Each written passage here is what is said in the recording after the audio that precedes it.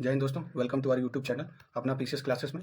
Friends, आज हम देखेंगे उत्तर प्रदेश की समसामयिकी देखेंगे। ये घटनासार की है, ठीक है, घटनासार का ये समसामयिकी है। और इसके साथ ही आप देखेंगे ये पूरा वीडियो, ये पूरा करंट अफेयर्स यूपी स्पेशल का एक ही वीडियो में कंप्लीट होगा, ठीक है, एक ही वीडियो में। तो चलिए इसको स्टार्ट करते हैं, ठीक है, वन गो में, ताकि आपको एक कंप्लीट होलिस्टिक ये यूपी स्पेशल का करंट अफेयर्स आ जाए, ठीक है दोस्तों। So let us start. First of all ये रब कर देता हूँ मैं एंड लेट अस बिगिन। तो आप देखेंगे इसमें उत्तर प्रदेश डिजिटल मीडिया नीति 2024 में आई थी। ये योगी जी की अध्यक्षता में आया था। और साथ ही देखेंगे और इसको कैबिनेट के द्वारा मंजूरी भी दे दी गई है। और इसमें क्या प्रावधान है, इसमें इस नीति के तहत सोशल मीडिया पर काम करने वाली एजेंसी या फर्म के लिए विज्ञापन की व्यवस्था की गई है। वहीं अगर कोई अभद्र, आपत्तिजनक और राष्ट्र के विरोधी अगर पोस्ट डालता है तो उसके ऊपर क्या की जाएगी, कानूनी कार्रवाई की जाएगी। और प्रदेश सरकार की जो जन कल्याणकारी, जो लाभकारी योजनाएं, उपलब्धियों की जानकारी अगर क्या करता है, जानकारी लोगों तक डिजिटल और सोशल मीडिया के माध्यम से अगर पहुंचाता है तो उसके माध्यम से आप उनको क्या दिया जाएगा, कुछ पैसे का भुगतान किया जाएगा, ठीक है दोस्तों, पैसे दिए जाएंगे। तो चलिए आगे इसमें देखेंगे। इसमें दिया गया है जो ट्विटर है, ट्विटर, फेसबुक, इंस्टाग्राम और यूट्यूब पर प्रदेश के योजनाओं और उपलब्धियों पर आधारित ये कंटेंट, वीडियो अगर ट्वीट, अगर पोस्ट, रील्स क्या करते हैं, प्रदर्शित करते हैं तो इनको प्रोत्साहित किया जाएगा, ठीक है। और इसके लिए रोजगार का भी सृजन बढ़ेगा, रोजगार भी बढ़ेगा। और इसमें देखेंगे कि इसमें 4 श्रेणियां बनाई गई हैं। 4 श्रेणियों में देखेंगे ये फॉलोवर और सब्सक्राइबर के आधार पर ये दिया जाएगा। और आप देखेंगे एक्स, फेसबुक और इंस्टाग्राम अकाउंट होल्डर को संचालन और इन्फ्लुएंसर जो प्रभाव करने वाले लोग होते हैं उनकी श्रेणियां अधिकतम कितनी सीमा रखी गई है, ठीक है, भुगतान की। ये 5 लाख, 4 लाख और 3-3 लाख रुपए रखा गया है।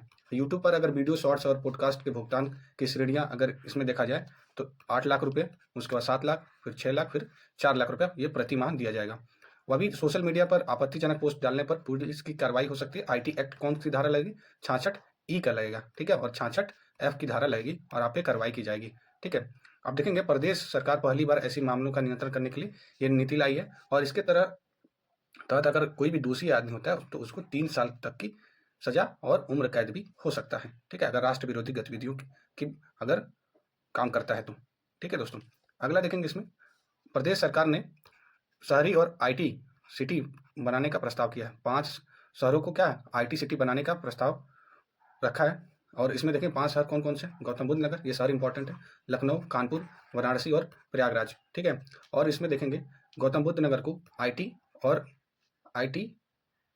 आईटीईएस हब, और लखनऊ को आर्टिफिशियल इंटेलिजेंस और मशीन लर्निंग के लिए का हब, और कानपुर को ड्रोन और रोबोटिक्स के लिए, और वाराणसी और प्रयागराज को इंजीनियरिंग, रिसर्च और डेवलपमेंट के लिए ये हब तैयार किया जाएगा, ठीक है दोस्तों। इसमें देखेंगे 5 जो जिले हैं ना, इसको ध्यान में रखना है, गौतम बुद्ध नगर, लखनऊ, कानपुर, वाराणसी और प्रयागराज। इसमें क्वेश्चन आता है कि निम्नलिखित में आईटी सिटी का जो प्रस्ताव रखा गया 5 शहरों में, निम्नलिखित में कौन सा शहर है, ठीक है। और अन्यथा ये पूछ देगा कौन सा शहर नहीं है, ठीक है दोस्तों। तो चलिए आगे बढ़ते हैं। इसमें नेक्स्ट हम बात करते हैं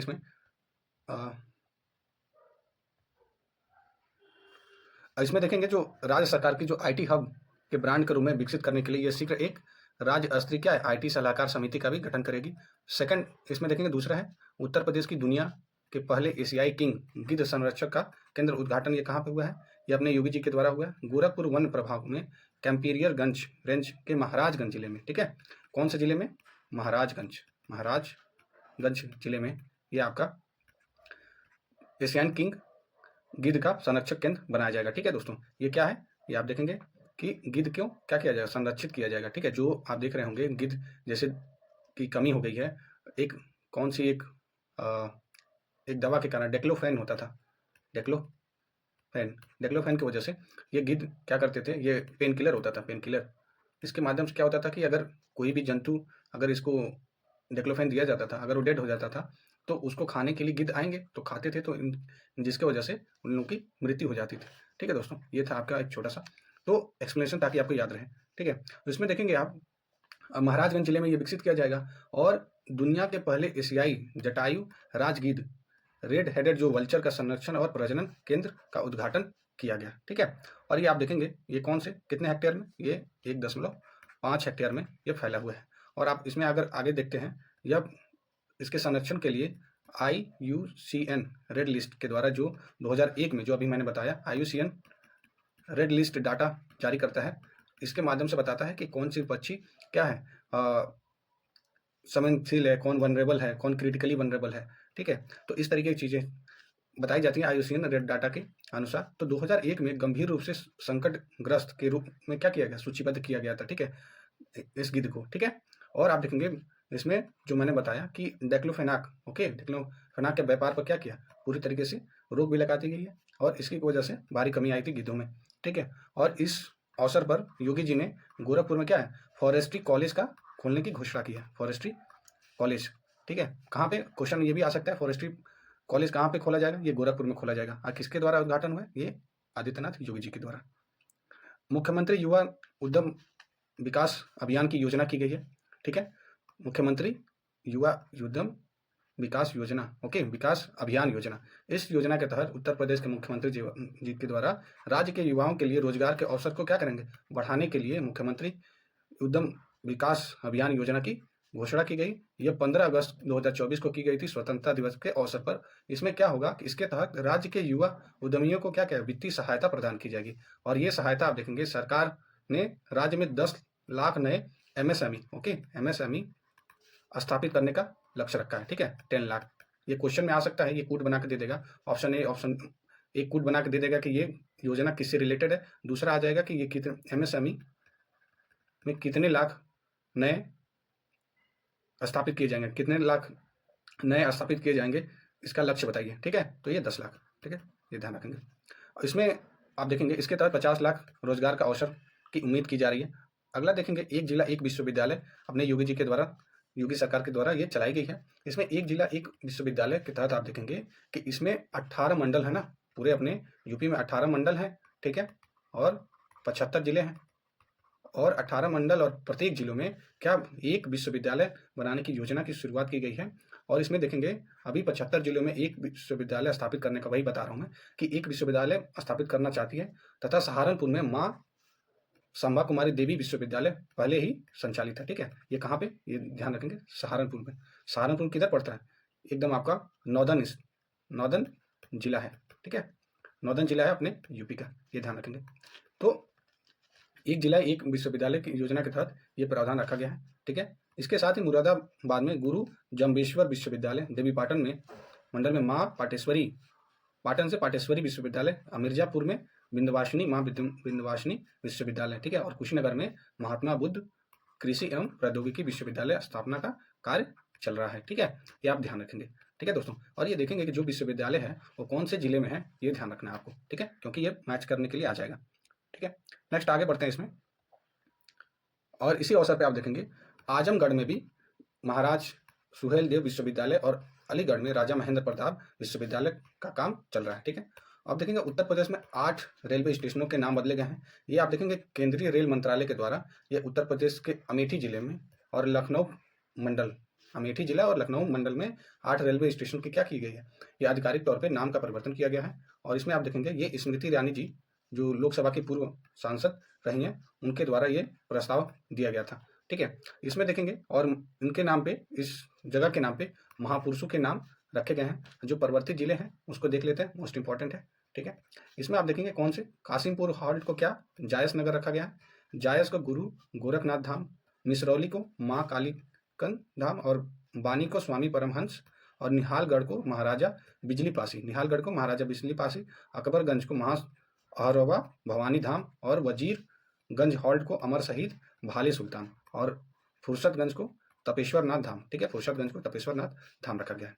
अगला देखेंगे गोरखपुर में पूर्वांचल का पहला सैनिक स्कूल खोला गया है, मोस्ट इंपॉर्टेंट, पूर्वांचल का पहला सैनिक स्कूल खोला गया है, ठीक है। अगर क्वेश्चन आता है कि ये प्रदेश का सैनिक स्कूल है तो नहीं, ये पूर्वांचल का है, ठीक है, ये ध्यान रखेंगे। इसकी इसमें देखेंगे इसका उद्घाटन किसके द्वारा, ये उपराष्ट्रपति जगदीप धनखड़ जी के द्वारा ये किया गया था। और आप इसमें देखेंगे ये मुख्यमंत्री जी के द्वारा नहीं किया गया था, ये ध्यान रखेंगे ये बिंदु, ठीक है। और ये गोरखपुर में खोला जाएगा, ठीक है। और इसमें पूर्वांचल के पहले स्कूल का ये लोकार्पण हुआ। और इसमें प्रथम चरण में आप देखेंगे कक्षा 6 से 9 में क्या 84 विद्यार्थियों को प्रवेश दिया जाएगा, जिसमें 40 छात्राएं और 128 छात्र हैं। और विद्यालय कक्षा 6 से 12 तक के बाल बालिकाओं को क्या मिलेगा, आवासीय व्यवस्था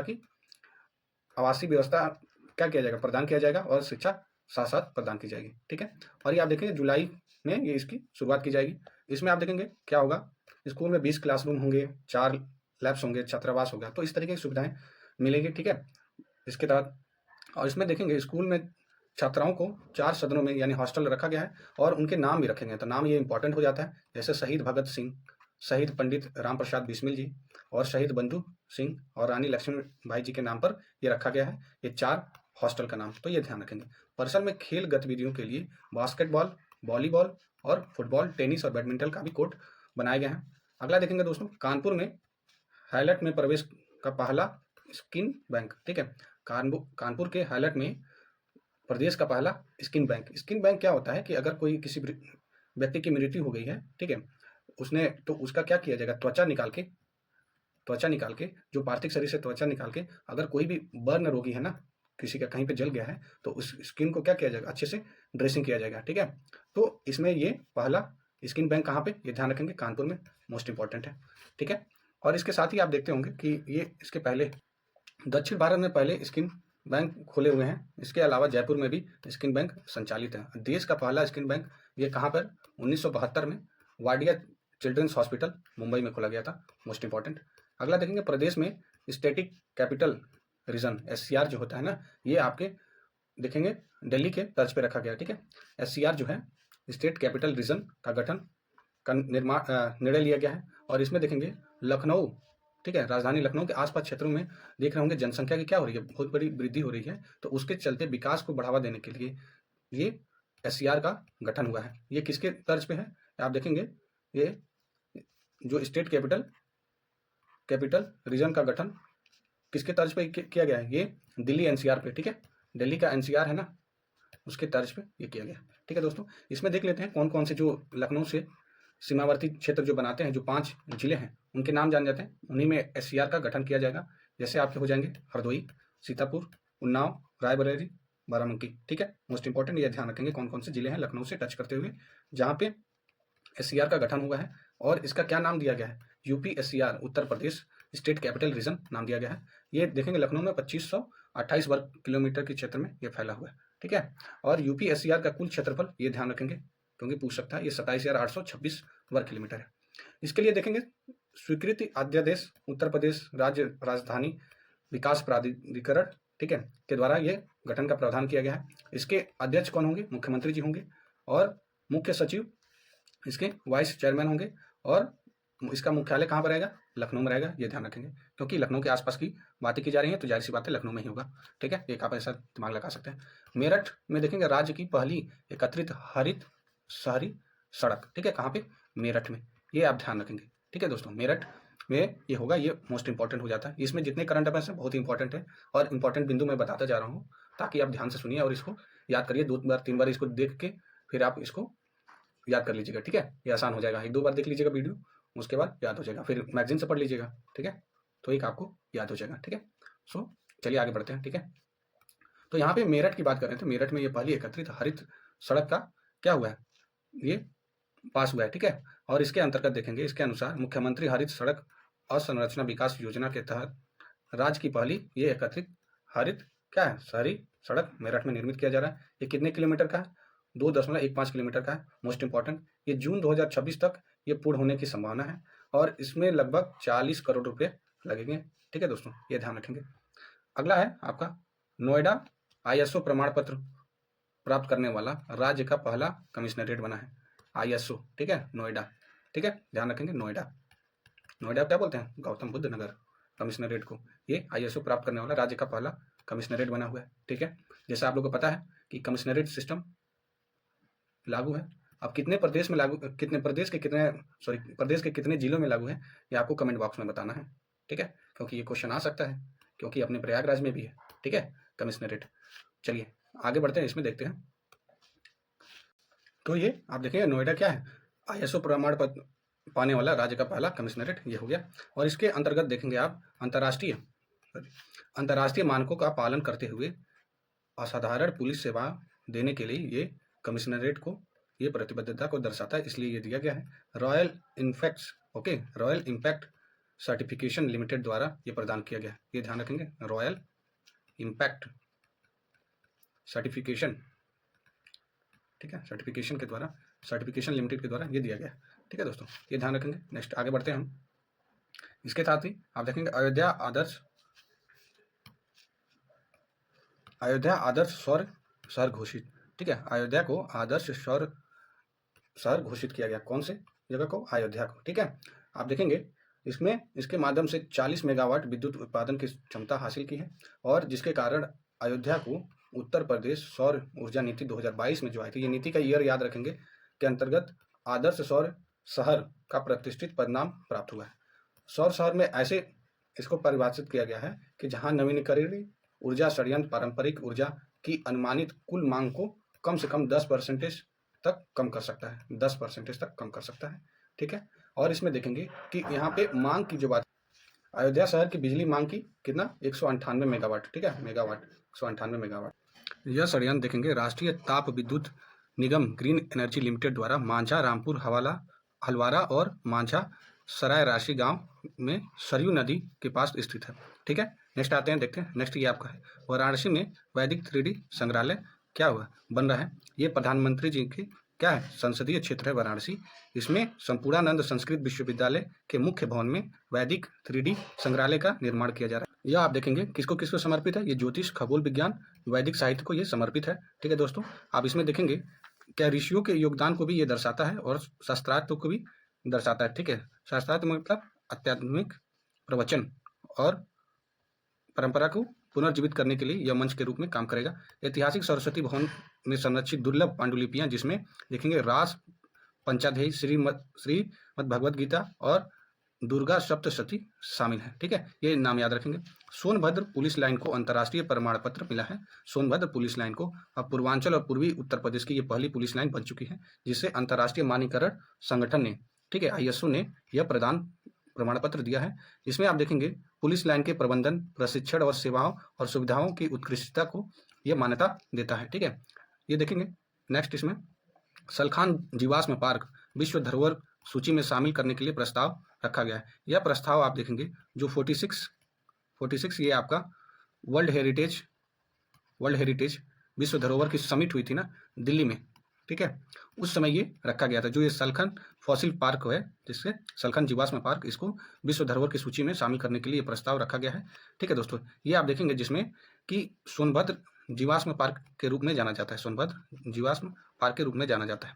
ठीक है, आप देखेंगे इसमें यह सोनभद्र के राजमार्ग ये उतना इंपॉर्टेंट नहीं है। ठीक है, ये आप देखेंगे ये कितने वर्ष पुराना है? ये 1400 मिलियन वर्ष पुराना जीवाश्म होने का अनुमान है। 1400 वर्ष मिलियन, ठीक है, मिलियन ईयर। ठीक है, ये ध्यान रखेंगे। नेक्स्ट हम बात करते हैं, इसमें आते हैं अगला। ओके,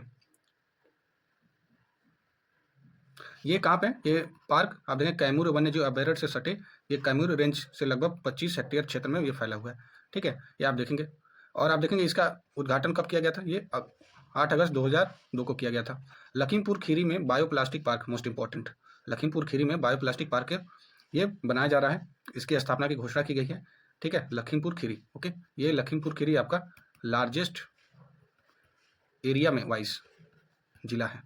ठीक है, अगला देखेंगे ये कौन सा गांव है? ये कुंभी गांव में। ठीक है, ये आपको अगर पूछना होगा तो ये लखीमपुर खीरी ये डिस्ट्रिक्ट ही पूछेगा, नहीं तो ये याद रख लीजिए ये भी कुंभी गांव। ठीक है, ट्रांसमिशन लाइनों को जोड़ने के मामले में उत्तर प्रदेश क्या है? शीर्ष स्थान पे है। ठीक है, और देखेंगे केंद्रीय विद्युत प्राधिकरण की जो आंकड़ों के अनुसार उत्तर प्रदेश क्या है? जो ट्रांसमिशन लाइन को जोड़ने के लिए ये शीर्ष स्थान पर है। ठीक है दोस्तों, ये ध्यान रखेंगे। इसमें आप देखेंगे अगला आरती अमल को, किसको? आरती को अमल ट्विनी महिला सशक्तिकरण पुरस्कार दिया गया है। ये क्यों दिया गया है? अब ये आइए देखते हैं। ये उत्तर प्रदेश की बहराइच जिले की है। कहाँ की है? बहराइच जिले की। ठीक है, बहराइच जिला की है, ये श्रावस्ती के पास और लखीमपुर खीरी के पास है। ठीक है, बहराइच जिला। ठीक है, और 18 वर्ष की ये रिक्शा चालक है। आरती को लंदन में प्रिंस ट्रस्ट अवार्ड समारोह में अमन क्वीनी महिला सशक्तिकरण पुरस्कार, अमल क्वीनी विमेन एम्पावरमेंट अवार्ड से सम्मानित किया गया। उन्हें ये क्यों दिया गया है? ये पिंक ई रिक्शा पहल के तहत उन्होंने अपने कार्य के माध्यम से युवा लड़कियों को प्रेरित किया है। ठीक है, और उसमें ये प्रेरित करके महिलाओं को सुरक्षित परिवहन प्रदान करती हैं। ठीक है, ये पिंक ई रिक्शा पहल के लिए। ठीक है, और इसमें देखेंगे यह पुरस्कार समारोह इंग्लैंड के लंदन में स्थित कनिंघम पैलेस में क्या है? आयोजित है। ठीक है, कनिंघम पैलेस में। आर्थिक आत्मनिर्भर बनने के लिए राष्ट्रीय शहरी आजीविका मिशन के तहत ये शहर की सड़कों पर पिंक ई रिक्शा चालक हैं। ठीक है दोस्तों, ये बता दिया मैंने। यह पुरस्कार British charity Prince trust international, ठीक है, के द्वारा दिया जाता है। किसके द्वारा दिया जाता है? ये ब्रिटिश चैरिटी और प्रिंस ट्रस्ट इंटरनेशनल के द्वारा। मोस्ट इंपॉर्टेंट, यूपी का पहला इको फ्रेंडली रोमा क्लस्टर ये कहाँ पे बन रहा है? ये बाराबंकी में बन रहा है। ये बाराबंकी, ठीक है, बाराबंकी में बन रहा है। बाराबंकी ये कहाँ है? लखनऊ के पास है। लखनऊ अयोध्या से सटे हैं, गोंडा से सटे हैं, ये आप देखेंगे बहराइच से सटे हैं। ठीक है, ये याद रखेंगे, जिले याद रखेंगे, क्योंकि ये क्वेश्चन भी आ सकता है यूपी स्पेशल में। ठीक है, यूपी स्पेशल का क्लासेस अपना पीसीएस क्लासेस के चैनल पे है, आप जाके देख सकते हैं। ठीक है दोस्तों, तो चलिए इसमें देखते हैं कि ये जो रोमा क्लस्टर पार्क बना है ये किसके द्वारा? ये वैज्ञानिक एवं औद्योगिक अनुसंधान परिषद, ठीक है, CSIR के द्वारा ये बाराबंकी के बगौल गांव में ये उत्तर प्रदेश का पहला ये सस्टेनेबल अरोमा क्लस्टर बना हुआ है। ठीक है, आगे देखते हैं इसमें ये जो CIMAP में क्लस्टर के उच्च उपज देने वाली पुदीना की किस्म की क्या करी है? उन्नति किस्म को लगाई है। ठीक है, ये पुदीना को, ये ध्यान रखेंगे। इसमें और कुछ जानने योग्य नहीं है, तो इसमें आगे बढ़ते हैं। उत्तर प्रदेश के 6 नए उत्पादकों को GI टैग मिला है। ठीक है, मैं दोस्तों वही चीज़ें बता रहा हूँ जो आपकी एग्जाम के पर्सपेक्टिव से इंपॉर्टेंट है। ठीक है, इधर उधर की फैक्ट्स याद करने से कोई मतलब नहीं है। तो मैं वही, आप PYQ जब देखिएगा ना, PYQ, तो आप देखिए करंट अफेयर्स किस तरीके का पूछा है। ठीक है, यूपी का पहला, देश का पहला, ठीक है, कोई इनिशिएटिव है तो पहला। ठीक है, तो इस तरीके की चीज़ें याद रखिए, आप देख रहे होंगे। ठीक है दोस्तों, ये तो आइए इसमें देखते हैं आगे। ये अप्रैल में आप देखेंगे GI टैग मिलने वाला भारत का सबसे अधिक किसको प्राप्त है? ये अपने यूपी का शीर्ष स्थान है, फर्स्ट पोजीशन है। उसके बाद तमिलनाडु का है। ठीक है, तमिलनाडु में कितने? 58 है, ये क्वेश्चन आ सकता है। और यूपी में 75 है। ठीक है, 75 है। जैसे 75 जिले हैं ना, वैसे 75 हम लोग क्या है? उत्पादन है, ऐसे करके याद कर सकते हैं। ठीक है, और इसमें 6 नए उत्पादन में वाराणसी का जो ये तिरंगी बर्फी है, ये तिरंगी बर्फी ये आप देखेंगे स्वतंत्रता के समय से ये चलती आ रही एक मिठाई है। ठीक है, ठीक है दोस्तों, इसमें आगे देखेंगे ये कौन कौन से GI टैग है। इस सबसे पहले देख लेते हैं इसमें कौन से विभाग से दिया जाता है? वाणिज्य एवं उद्योग मंत्रालय के उद्योग संवर्धन एवं आंतरिक व्यापार विभाग के द्वारा एक GI टैग ये की रजिस्ट्री होती है और उसके द्वारा प्रदान की जाती है। इसमें देखेंगे ये मोस्ट इंपॉर्टेंट है, ये ध्यान रखिएगा। ये 6 जो नए दिए गए हैं ना GI टैग, उसका क्या है? तिरंगी बर्फी आपका ये बनारस में, मेटल कास्टिंग क्राफ्ट ये बनारस में, थारू कढ़ाई ये लखीमपुर खीरी, बेत और बांस का शिल्प ये बरेली, बेत और बांस बरेली, बेत और बांस बरेली। ठीक है, ऐसे याद करना है। जरदोजी ये आपका शिल्प बरेली में। ठीक है, और आप देखेंगे हैंड ब्लॉक प्रिंट टेक्सटाइल ये कहाँ पे? हापुड़ में, पिलखुआ हापुड़। इसमें अगला देखेंगे नाइमा खातून जी को AMU का पहला ये महिला कुलपति बनी है। ठीक है, महिला कुलपति बनी है ये AMU के अलीगढ़ मुस्लिम यूनिवर्सिटी के, ये वाइस चांसलर बनी है। और ये द्रौपदी मुर्मू जी के द्वारा, जो अपनी राष्ट्रपति हैं, उनकी मंजूरी पर ये बनी है। और बाद में शिक्षा मंत्रालय ने क्या है? इन्हें अधिसूचना देकर नियुक्त किया था। AMU का वर्ष देखते हैं कब यह स्थापना हुआ था? 1877 में ये सर सैयद अहमद खान के द्वारा ये मोहम्मदन एंग्लो ओरिएंटल कॉलेज के रूप में ये स्थापित हुआ था। बाद में ये AMU बन चुका। ठीक है, इसमें आगे देखते हैं। फिर इसमें आपको देखने को मिलता है फिर ये अगला। ठीक है, अगला देखेंगे वाराणसी में, ठीक है, बनारस में 7वीं ISARC समन्वय समिति का बैठक हुआ है। कहाँ पे? वाराणसी में, ध्यान रखेंगे। ये 7वीं है, ये भी ध्यान रखना है, क्योंकि क्वेश्चन आपको आ जाता है ये कौन सा संस्करण है, कौन सा एडिशन है? ये 7वां है। ठीक है, तो ये अंतर्राष्ट्रीय चावल अनुसंधान संस्थान और दक्षिण एशियाई क्षेत्रीय केंद्र में 7वीं ISARC की बैठक ये आयोजित की गई है। इस बैठक में भारत, बांग्लादेश, श्रीलंका, नेपाल के वरिष्ठ जो कृषि अधिकारी थे ना, वो शामिल हुए हैं।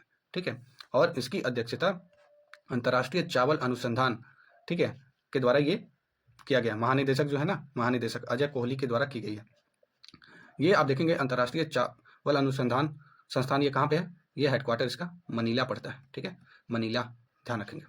ठीक है, और इसमें बात की गई है जो कृषि खाद्य जो प्रणाली है उसको बदलने के लिए, और एक आप देखेंगे इसमें अच्छे चावल की जो उन्नत खेती की बात की गई है। और इसी दौरान आप देखेंगे कम मीथेन उत्सर्जन करने वाले चावल की किस्मों का विकास के लिए प्रीमियम गुणवत्ता वाले पौष्टिक चावल की क्या उत्पादकता बढ़ाने के लिए ये केंद्रीय इसका मुख्य विषय था। ठीक है, आप देखेंगे DMSRDE कानपुर के द्वारा सबसे हल्की बुलेट प्रूफ जैकेट बनाई गई है। मोस्ट इंपॉर्टेंट, बुलेट प्रूफ ये जैकेट बनाई गई है। ये कानपुर DRDO के कानपुर में स्थित है। ये सामग्री एवं भंडार अनुसंधान विकास प्रतिष्ठान, ये ध्यान रखेंगे। ये देश का सबसे हल्का बुलेट प्रूफ क्या होगा, जैकेट होगा, ठीक है। और ये देखेंगे ये जैकेट BSI के स्तर पर 6 लेवल का है, ठीक है। गोला बारूद से भी ये सुरक्षित, ये उससे रुकने में ये सक्षम रहेगा, ठीक है। आप देखें इस बुलेट प्रूफ जैकेट का चंडीगढ़ टर्मिनल बैलिस्टिक अनुसंधान प्रयोगशाला में सफलतापूर्वक क्या किया, प्रशिक्षण भी किया गया है, ठीक है। आगे देखेंगे कार्यात्मक गैर धातु सामग्री पॉलीमर, ये polymer matrix composite elastomers, okay. ये इतने ये नहीं पूछे जाएंगे, ठीक है दोस्तों। ये पूछे जाएंगे कौन से धातु का यूज हुआ है, बस आप एक बार देख लीजिएगा बस, ठीक है। इसमें आगे देखते हैं, आप देखें IIIT ने बनाई हाईटेक डेटा चिप, ठीक है। IIIT जो है अपने प्रयागराज में, वो उसने क्या बनाया है, ये हाईटेक डेटा चिप बना है। इससे आप क्या करेंगे ना, वैज्ञानिकों ने क्या किया कि ये गोपनीय डाटा को क्या करेगा, सुरक्षित करेगा। किसी भी प्रकार की अगर आप देखेंगे हैकिंग होती है तो उससे ये क्या करेगा, रोकने में सक्षम रहेगा, ठीक है। ये आप देखेंगे जो कौन है, इलेक्ट्रॉनिक्स एंड कम्युनिकेशन विभाग के प्रोफेसर मनीष गोस्वामी जी के द्वारा तैयार किया गया। ये नाम याद रखेंगे, मनीष गोस्वामी जी के द्वारा, ठीक है। अब ये देखेंगे आगे, ये किसमें, मोबाइल फ़ोन, कंप्यूटर और लैपटॉप आदि में ये इसका प्रयोग हो सकता है, ठीक है। यह मेटा इंस्टेबिलिटी के कॉन्सेप्ट पर डिजाइन है, किसमें, मेटा इंस्टेबिलिटी के कॉन्सेप्ट पर ये डिजाइन है। ये क्या करेगा ना, रैंडम कोड ये जनरेट करेगा जिसके माध्यम से हैक करना आसान नहीं होगा। पहला स्वदेशी क्रैश फायर टेंडर, ओके।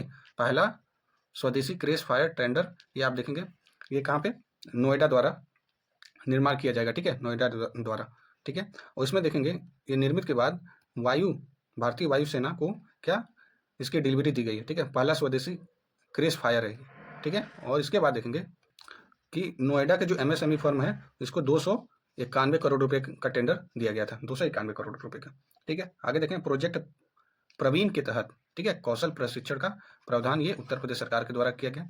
इसमें 61,000 से अधिक छात्रों को कौशल प्रशिक्षण प्रदान किया जाएगा और इसके अंतर्गत देखेंगे युवाओं को रोजगार मिलेगा और मुफ्त कौशल प्रशिक्षण भी मिलेगा जो आधुनिक पाठ्यक्रम पर आधारित होगा। और इसमें देखेंगे कक्षा 9वीं से 12वीं तक के छात्रों को क्या करेंगे, ये अपने क्लास के रेगुलर क्लास के साथ साथ ये प्रशिक्षण दिया जाएगा, ठीक है। नियमित जो अध्ययन है उसके साथ साथ ये दिया जाएगा। ये IT क्षेत्र में होगा, इलेक्ट्रॉनिक्स में होगा, सौंदर्य स्वास्थ्य सेवा, परिधान और लेखांकन, ये सारे ग्रुप हैं, ये निःशुल्क दिए जाएंगी सेवाएं, ठीक है, उत्तर प्रदेश के द्वारा। ये प्रोजेक्ट प्रवीण आएगा किससे रिलेटेड है, तो आपको बताना है कौशल प्रशिक्षण से रिलेटेड है, ठीक है। ये 2023 में ये पायलट प्रोजेक्ट के रूप में शुरू किया गया था, ये आप देखेंगे ध्यान से, ठीक है। ये प्रोजेक्ट प्रवीण किसके किसके माध्यम से, ये माध्यमिक शिक्षा और उत्तर प्रदेश कौशल विकास मिशन के बीच एक समझौता ज्ञापन के लिए क्या किया गया, ये संचालित किया गया है, ये ध्यान रखेंगे। ये किसके किसके द्वारा, दोनों, ये माध्यमिक शिक्षा और उत्तर प्रदेश कौशल विकास मिशन के द्वारा ये समझौता हुआ है, ठीक है दोस्तों, इंपॉर्टेंट है, ध्यान रखिएगा। इसमें देखेंगे 150 सरकारी जो माध्यमिक विद्यालय हैं उनके तहत ये परियोजना चलाई जाएगी, ठीक है। और आप देखेंगे इस योजना के तहत छात्रों को स्कूल में ही एक निजी प्रशिक्षण केंद्र के द्वारा ये प्रशिक्षण दिया जाएगा, ठीक है, स्कूल में ही, ठीक है, कहीं जाना नहीं पड़ेगा, जिसके अवेलेबिलिटी के लिए काफ़ी आसान होगा, जैसे बच्चे वहीं पे ये प्रशिक्षण प्रदान कर लेंगे, ठीक है। उत्तर प्रदेश में साइबर पुलिस स्टेशन, ठीक है, उत्तर प्रदेश में साइबर पुलिस स्टेशन देखेंगे उत्तर प्रदेश सरकार द्वारा 57 जिलों में साइबर पुलिस स्टेशन स्थापित करने की योजना है, जिसमें देखेंगे प्रत्येक साइबर स्टेशन में अधिकारियों को क्या और कर्मचारियों को 25 पद होंगे, जिससे आपको देखेंगे रोजगार भी बढ़ेगा। और इससे देखेंगे जो भी वैश्विक स्तर पर जो साइबर क्राइम होता है उसको क्या करने घटाने के लिए अब देखेंगे 75 जिलों में साइबर क्राइम स्थापित करने का निर्णय किया गया है, ठीक है। और आप देखेंगे जो 18 मंडल हैं, 18 मंडल में ये आपका साइबर स्टेशन पहले से ही शुरू है और 57 में क्या है, 57 जिलों में यह स्थापित और होंगे, ठीक है। अगला देखेंगे चित्रकूट में बनेगा डिफेंस कॉरिडोर, अपने चित्रकूट जिला में बनेगा डिफेंस कॉरिडोर। और ये आप देखेंगे इस क्रम में बुंदेलखंड क्षेत्र में एक डिफेंस कॉरिडोर बनेगा और इसकी घोषणा अपने प्रदेश की सरकार ने दिया है। इसमें आगे देखेंगे दोस्तों, इसमें बात की गई है डिफेंस कॉरिडोर में, ये आप देखेंगे ये पर्यावरण और जलवायु परिवर्तन मंत्रालय के द्वारा ये स्वीकृति भी प्रदान की गई है। और चित्रकूट के चित्रकूट जनपद के करबी के खुटरिया, ठीक है, खुटरिया गांव के पास ये डिफेंस कॉरिडोर बनेगा। इसका क्षेत्रफल कितना होगा, 102 हेक्टेयर होगा इसका क्षेत्रफल। और इसके साथ ही आप देखेंगे इस डिफेंस कॉरिडोर में सभी तरीके का हथियार जैसे टैंक हो गया, ड्रोन होगा, हेलीकॉप्टर, चाहे विशेष बटन रोबोटिक्स मिसाइल इत्यादि का क्या होगा, ये यहाँ पे निर्माण होगा, ठीक है दोस्तों। ये आप देखेंगे अगला यूपी दर्शन पार्क की तर्ज पर बेस्ट टू वंडर पार्क, ठीक है, यूपी दर्शन पार्क की तर्ज पर बेस्ट टू वंडर पार्क। इसमें इसकी घोषणा ये उत्तर प्रदेश सरकार के द्वारा लखनऊ में स्थित यूपी दर्शन पार्क के तर्ज पर प्रयागराज में ये वेस्ट टू वंडर पार्क की स्थापना की जाएगी, विकसित किया जाएगा। और विकसित करने के बाद आप देखेंगे ये प्रयागराज के संगम क्षेत्र में किया जाएगा, ठीक है, प्रयागराज के संगम क्षेत्र में ये किया जाएगा। और आप देखेंगे इसकी जिम्मेदारी नगर निगम प्रयागराज को दिया गया है। ये महाकुंभ जो आ रहा है ना 2025 में, इसके पहले इसका निर्माण कार्य होगा। और waste to wonder park waste material का प्रयोग करके ये क्या करते हैं, कलाकृतियों बनाई जाती है, ठीक है, वेस्ट मटेरियल यूज करके, ठीक है।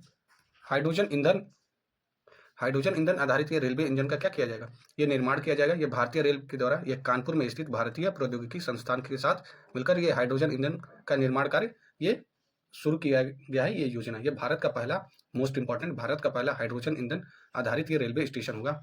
और ये कानपुर में इसका निर्माण किया जाएगा, ठीक है दोस्तों, कानपुर, ठीक है, ये ध्यान रखेंगे। और इसमें देखेंगे IIT कानपुर के अत्याधुनिक lab centre for railway research तैयार की गई है, ठीक है। इसका निर्माण और विकास के लिए ये IIT कानपुर में एक ये क्या किसके सेंटर फॉर रेलवे रिसर्च के द्वारा ये तैयार किया गया है, ठीक है दोस्तों। और इसमें देखेंगे IIT की इस लैब में इंजन की तकनीकी का क्या किया जाएगा, विकास किया जाएगा। और इसका निर्माण इलेक्ट्रिक लोको शेड फजलगंज में किया जाएगा, ठीक है।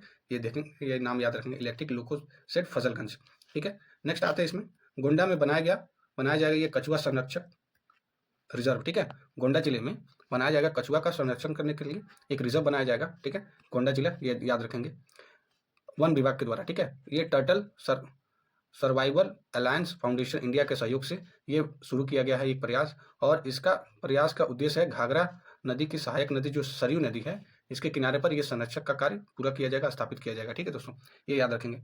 ये आगे आप देखेंगे ये सरयू नदी के 2 किलोमीटर का ही विस्तार में शामिल होगा, ठीक है, 2 किलोमीटर में। और 30 से अधिक मछली प्रजातियों और 50 से अधिक पक्षी प्रजातियों, विभिन्न पौधे, पानी और सांपों के 2-2 प्रजातियों का ये संरक्षण यहाँ पे प्राप्त होगा, ठीक है। इसमें आगे देखते हैं दोस्तों, आगे कानपुर में पहला गोला बारूद मिसाइल विनिर्माण परिसर का उद्घाटन ये मुख्यमंत्री योगी जी के द्वारा किया गया है। और आप देखेंगे ये कानपुर में प्रदेश का पहला गोला बारूद मिसाइल विनिर्माण परिसर का उद्घाटन हुआ है, ठीक है। इसमें देखेंगे कानपुर में ये सुविधा का निर्माण अडानी डिफेंस और एरोस्पेस, ये मोस्ट इंपॉर्टेंट, अडानी डिफेंस और एरोस्पेस के द्वारा ये किया गया है, जिसमें आप देखेंगे 4000 नौकरियां, 300 करोड़ रुपए तक का अधिक का निवेश वाला यह निर्माण किया जाएगा, ठीक है। और ये देखेंगे अडानी जो डिफेंस है, इसमें राज्य रक्षा गलियारे का पहले चरण का ये प्रतीक है, ठीक है, पहले चरण का प्रतीक है। और इसके द्वारा देखेंगे अडानी द्वारा निर्मित यह रक्षा निर्माण परिसर दक्षिण एशिया का यानी साउथ एशिया का सबसे बड़ा रक्षा निर्माण परिसर है। ये मोस्ट इंपॉर्टेंट पड़ जाता है आपके करंट अफेयर्स के लिए।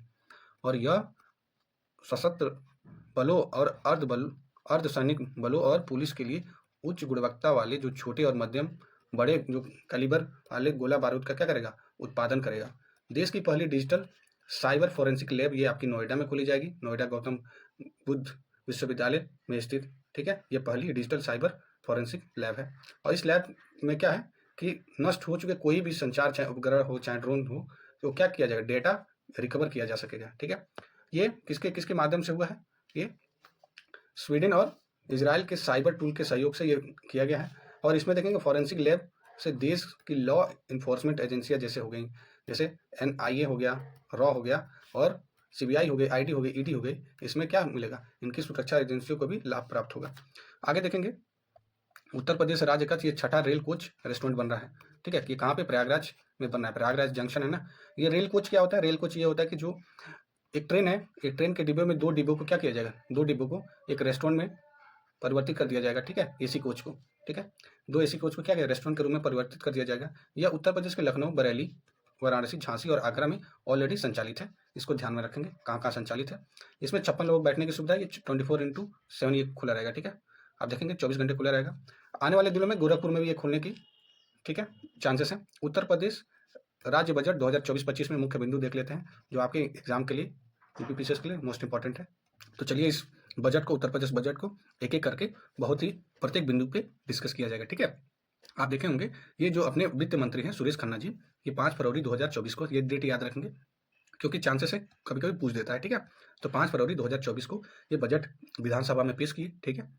ये आप देखेंगे ये बजट ये सबसे बड़ा बजट है, अब तक का सबसे बड़ा बजट है, ठीक है, ये ध्यान रखेंगे, ठीक है। ये वित्तीय वर्ष के जो मुख्य बिंदु आइए देख लेते हैं, ये कितने का है, ये आप देखेंगे 7,36,000 करोड़, ठीक है, 36,000 करोड़ 400 37 करोड़ और 71 लाख का ये बजट है, ठीक है। 7,36,437 करोड़ और 71 लाख रुपए का ये बजट है, ये ध्यान रखेंगे। और आगे इसमें प्रत्येक बिंदु पे देखते हैं।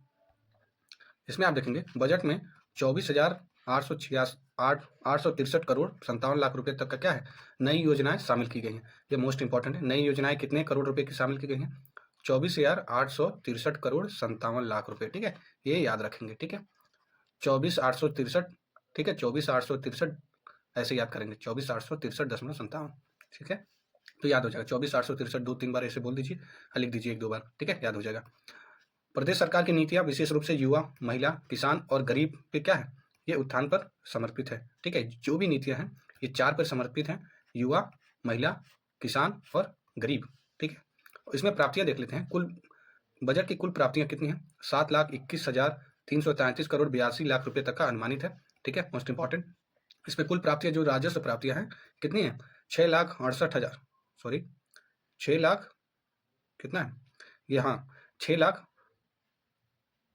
सॉरी ये क्या है, 6 लाख आप 6,802 करोड़ रुपये की ये राजस्व प्राप्तियां हैं, जिसमें पूंजीगत प्राप्तियां कितनी हैं आप देखेंगे। पूंजीगत प्राप्तियां आप देखेंगे 1,14,531 लाख करोड़ रुपए का तक का ये पूंजीगत प्राप्तियां। पूंजीगत मतलब कैपिटल रिसिप्ट, ठीक है। और राजस्व का क्या हो जाएगा? रेवेन्यू रिसिप्ट, ठीक है, ये ध्यान रखेंगे। इसमें देखेंगे आगे राजस्व प्राप्तियां जो कर राजस्व क्या है, 4,88,902.84 करोड़ रुपए, ठीक है। इसमें देखेंगे याद करने के लिए 488,902 ऐसे करके याद कर लेंगे। इस राज्य का कर राजस्व कितना है? कर राजस्व कितना है? 2,70,086 करोड़ रुपए, ठीक है। और केंद्रीय कर में आप राज्य का अंश देख लेते हैं, ये आपका इंपॉर्टेंट हो जाता है। एक मिनट इरेज कर दो। हाँ, तो ये क्या बात कर रहा है कि ये जो केंद्र सरकार द्वारा जो कर दिया जाता है तो राज्य का अंश कितना है? ये 2,18,816.84 करोड़ रुपए सम्मिलित है, ठीक है। आइए इसमें आगे देखते हैं, कुल व्यय की बात करते हैं। कुल व्यय, इस डाटा को ना एक जगह लिख लेंगे, एक कॉपी में, ठीक है, एक कॉपी में लिख लेंगे और बार बार उसको देखेंगे सुबह उठ के, तो याद हो जाएगा, ठीक है। तो चलिए देखते हैं आगे कुल व्यय कितना है। बजट का कुल व्यय 7,36,437 करोड़ और 71 लाख रुपए का अनुमानित है, ठीक है। टोटल एक्सपेंडिचर की बात करें, टोटल एक्सपेंडिचर कुल व्यय, ठीक है। कुल व्यय में आप देखेंगे जो राजस्व लिखे हैं, जो रेवेन्यू एक्सपेंडिचर है, जहां रेवेन्यू एक्सपेंडिचर की बात करें, ये 5,32,655 करोड़ और 33 लाख रुपए का क्या है, रेवेन्यू रिसिप्ट है। और पूंजी लेख कितने हैं? पूंजी लेख व्यय यानी कैपिटल एक्सपेंडिचर और रेवेन्यू एक्सपेंडिचर जानते हैं। कैपिटल एक्सपेंडिचर वो होता है जहां पे रोड, ट्रांसपोर्ट और इंस्टीट्यूशन में रुपये पैसे खर्चे होते हैं, ठीक है। वहीं रेवेन्यू में क्या हो जाता है? रेवेन्यू एक्सपेंडिचर में आपकी सैलरी आ जाती है, सैलरी देना, पेंशन देना, ठीक है, इस तरीके की चीज़ें आ जाती हैं। जैसे कोई स्कीम है तो उस स्कीम में जो डीबीटी के माध्यम से जो पैसे दिए जाते हैं वो आ जाता है आपका रेवेन्यू में, ठीक है। तो ये आपका रेवेन्यू रिसिप्ट हो गया, ठीक है। तो चलिए आगे बढ़ते हैं। ये आप देखेंगे जो राजकोषीय घाटा है, ठीक है, ये कितना है? कुल व्यय घटाने के पश्चात 15,103 करोड़ 89 लाख रुपए तक का ये घाटा अनुमानित किया गया है, ठीक है। जो घाटा है, रिसिप्ट है, सॉरी डेफिसिट है, सॉरी ये जो डेफिसिट है, डेफिसिट ये कितना? 15,103 करोड़ 89 लाख रुपए तक का अनुमानित है। लोक लेखे में आप देखेंगे 15,500 करोड़ रुपए की शुद्ध प्राप्तियां अनुमानित है लोक लेखे में, ठीक है।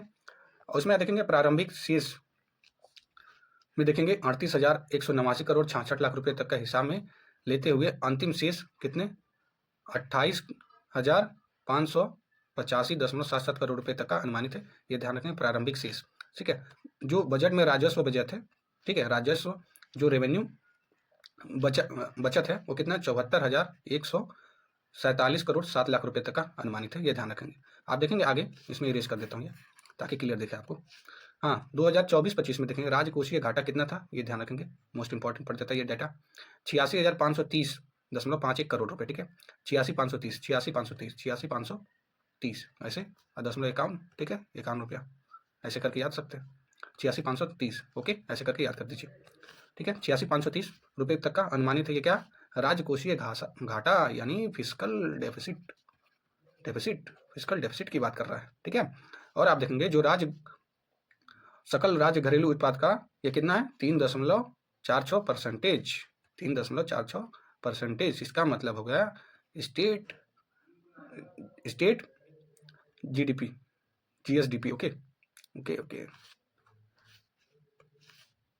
जीएसडीपी, ठीक है। ये आपको आपका 3.46%, ठीक है। आगे देखेंगे तो आइए बजट के विभिन्न क्षेत्रों में जो बजट का आवंटन किया गया है धनराशि का, उसका देखते हैं। शिक्षा के लिए आप देखेंगे 76,035 करोड़ रुपए, ठीक है, 76,035 करोड़ रुपए इंपॉर्टेंट है। ऊर्जा के लिए 57,071 करोड़ रुपए। पुलिस के लिए आप देखेंगे ये 39,516 करोड़ रुपए, ठीक है। और आप देखेंगे लोक निर्माण के लिए 34,858 करोड़ रुपए। स्वास्थ्य व परिवार कल्याण के लिए 27,086 करोड़। नगर विकास के लिए 25,698 करोड़। ग्रामीण विकास के लिए 25,409 करोड़, यानी दोनों का लगभग बराबर ही है, ठीक है। और नमामि गंगे के तहत आप देखेंगे ग्रामीण जलपूर्ति के लिए 25,710 करोड़ रुपए। पंचायती राज इंपॉर्टेंट है, पंचायती राज के लिए 21,197 और भारी एवं मध्यम उद्योग के लिए 21,054 करोड़ रुपए। इसमें इंपॉर्टेंट हो जाता है शिक्षा, ऊर्जा, पुलिस हो जाती है, स्वास्थ्य हो जाता है, नमामि गंगे हो जाती है, पंचायती राज हो जाता है, ठीक है। आइए जो योजनाएं हैं उसको किस हिसाब से धन का आवंटन हुआ है ये देखते हैं। सबसे ज़्यादा आप देखेंगे किसका हुआ है, जल जीवन मिशन का, ठीक है, फर्स्ट नंबर पे जल जीवन मिशन का, ठीक है। सॉरी, फर्स्ट नंबर पे नहीं, ये आपका किस पे हो जाएगा, ये आपका होगा ये फर्स्ट नंबर पे, ये आपका राष्ट्रीय ग्रामीण आजीविका मिशन।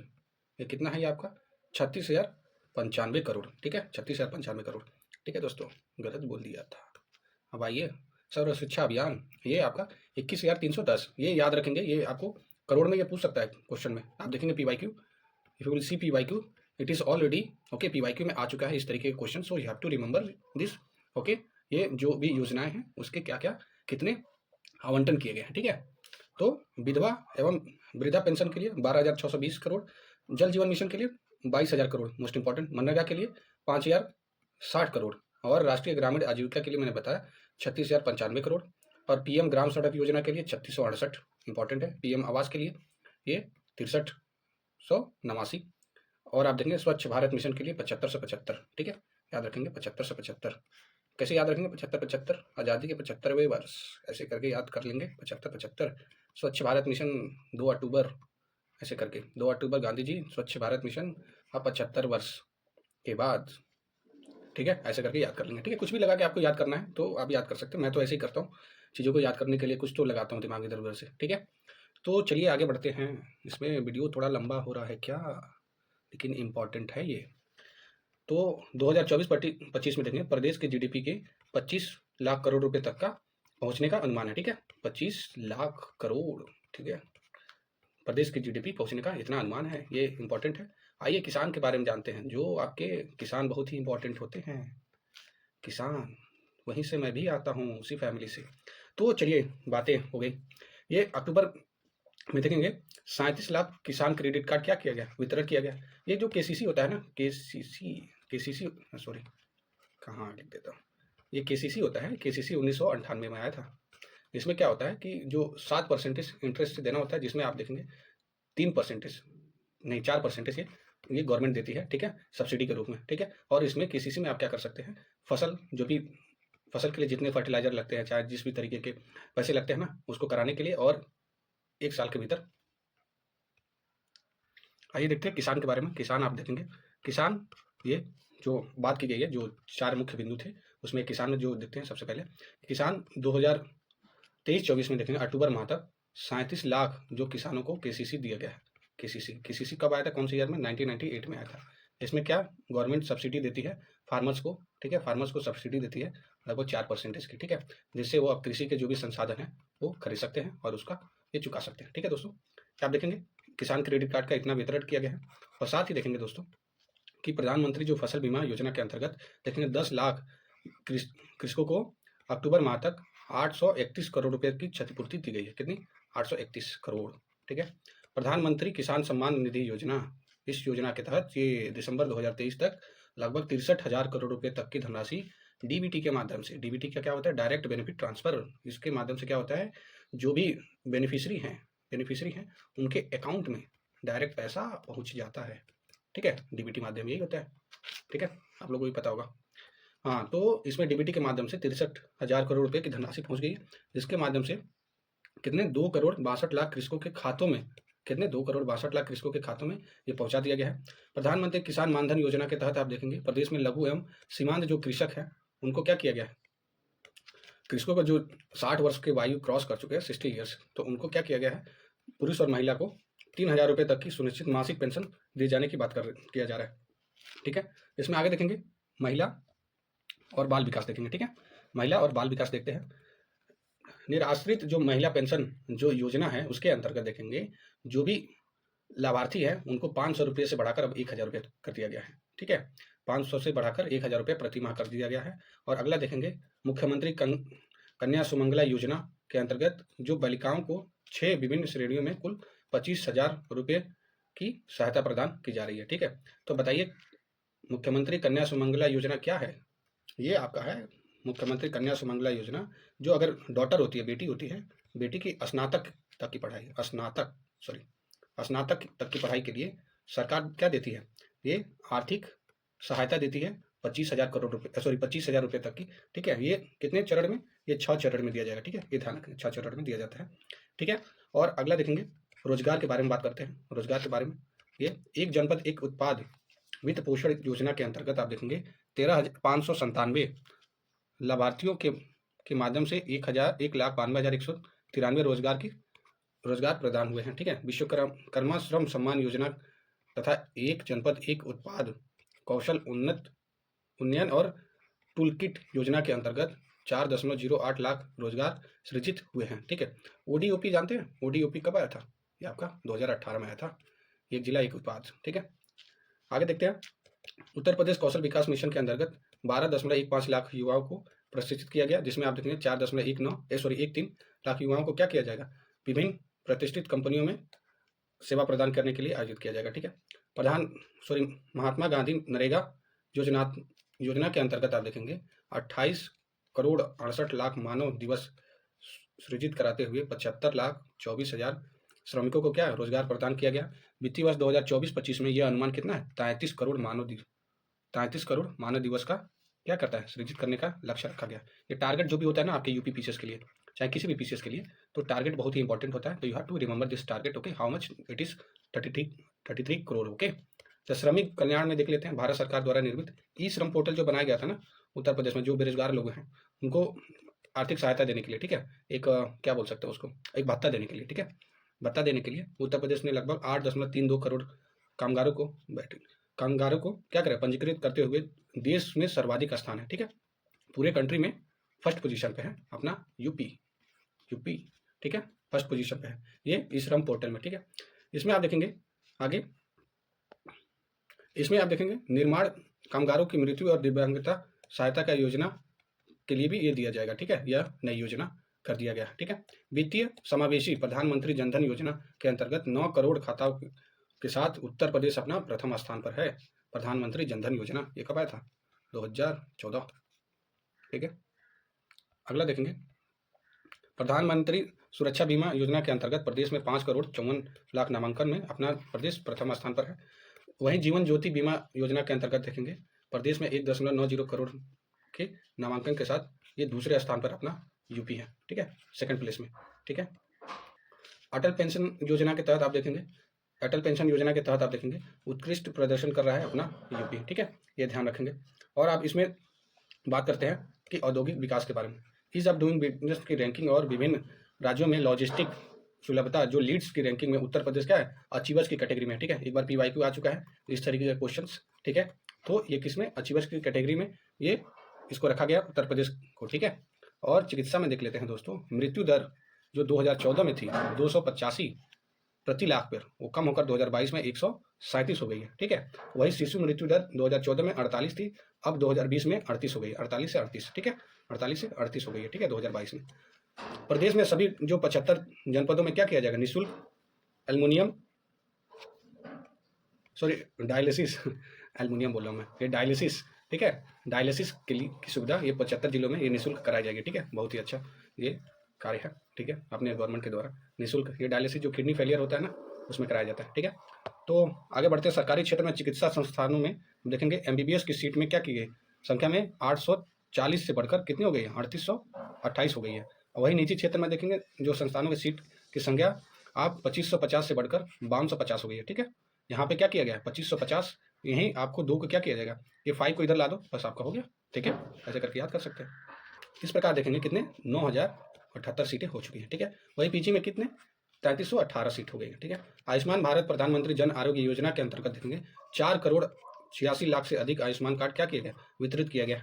आगे देखते हैं प्रमुख विभागों की जो प्रमुख योजनाएं हैं वो देख लेते हैं। प्रधानमंत्री मातृ वंदना योजना में देखेंगे 2024-25 में 322 करोड़ रुपए तक का बजट का व्यवस्था किया गया है। इसमें ये प्रधानमंत्री मातृ वंदना योजना, इसमें क्या होता है, ये 5000 रुपये, ठीक है, 5000 रुपये ये डीबीटी के माध्यम से ये दिया जाता है गर्भवती महिलाओं को, ठीक है। गर्भवती जो महिलाएं होती हैं, ठीक है, उनको दिया जाता है ये 5000 रुपये। ये आपके देखेंगे ये कितने किस्त में दिया जाता है, तीन किस्त में दिया जाता है। एक तो पंजीकृत के समय 1000 दिया जाता है, ठीक है। उसके बाद आप देखेंगे जो 6 महीने की अवस्था हो जाएगी तो उसके बाद 2000 रुपये, और उसके बाद जब बच्चे का जन्म हो जाएगा उसके बाद जो टीका लगता है उसके बाद जो तीसरी किस्त आएगी ये आपका 2000 का आएगा, ठीक है। इस तरीके के 3 माध्यम से जैसे मैं एक्सप्लेन करते जा रहा हूँ, ये जो भी योजनाएं हैं जैसे आप लोगों को पता है 1 से 2 क्वेश्चन आप देखेंगे हर साल ये योजना से क्वेश्चन रहते हैं, ठीक है। तो ये जरूरी है जानना, ठीक है। तो आगे चलते हैं। खासकर जो बजट की योजनाएं होती है ना उससे पूछने के चांसेस हाई होते हैं। जिसमें प्रदेश में 65 मेडिकल कॉलेज हैं जिसमें 35 क्या है राज्य सरकार और 30 क्या है निजी है। और देखें संचालित है राजकीय में क्षेत्र में देखेंगे बीएससी नर्सिंग की कॉलेज की संख्या 6 से बढ़कर 23 हो गई है, ठीक है। 6 से बढ़कर 23 हो गई है बीएससी नर्सिंग।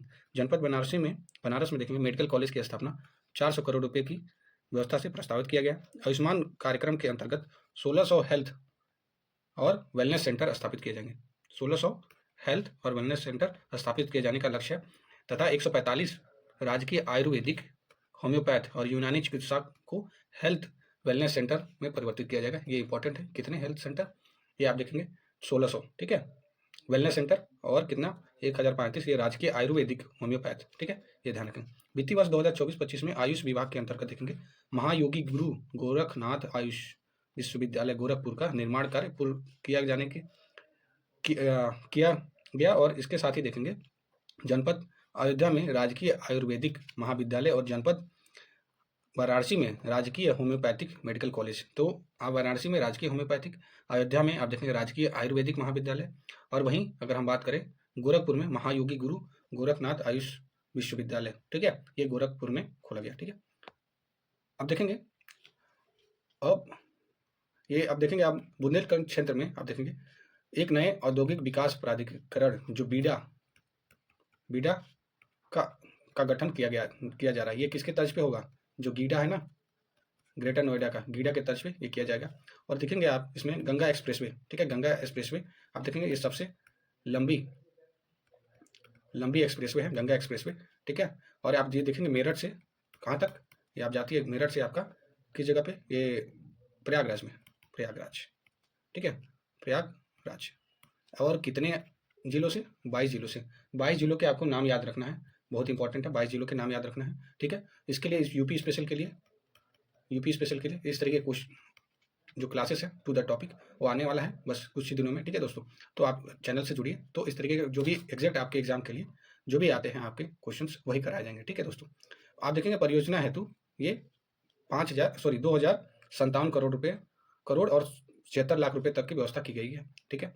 ये गंगा एक्सप्रेसवे हो गया। और आगरा लखनऊ एक्सप्रेसवे, ये पूर्वांचल एक्सप्रेसवे को जोड़ने हेतु नए लिंक एक्सप्रेसवे का निर्माण 500 करोड़ रुपए की व्यवस्था, ये 5 करोड़ रुपए की आवंटन किया गया। अटल इंडस्ट्रियल इंफ्रास्ट्रक्चर मिशन हेतु 400 करोड़ रुपए तक की व्यवस्था का प्रस्तावित किया गया, जो वर्तमान वर्ष सापेक्ष 33% से अधिक है। सिंचाई एवं जल संसाधन विभाग के बारे में जानते हैं दोस्तों। सरकार ने 31 सिंचाई परियोजना पूर्ण करते हुए जिसमें देखेंगे 22,75,000 हेक्टेयर से अधिक सिंचाई क्षमता सृजित, जिसमें आप देखेंगे 46,69,000 कृषक लाभान्वित हुए, ठीक है। ये उतना क्वेश्चन नहीं पूछेगा, ये कितने परियोजना है, 31 परियोजना, यही इंपॉर्टेंट है, ठीक है। विभिन्न जनपदों में देखेंगे 6,600 राजकीय नलकूप, ठीक है, का क्या किया गया, आधुनिकीकरण किया गया।